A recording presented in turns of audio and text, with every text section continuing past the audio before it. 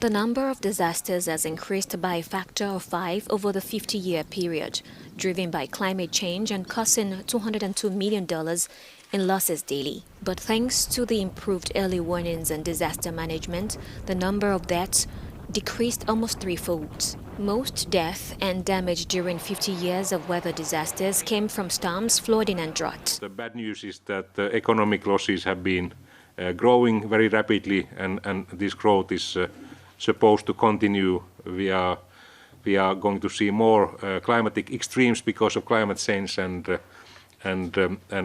this negative trend in climate will continue for the coming decades anyhow. And if we are successful with climate mitigation, we could stop this negative trend around 2060s. The World Meteorological Organization said on Wednesday that the number of people displaced by disaster is almost getting larger than the number of people displaced by conflict.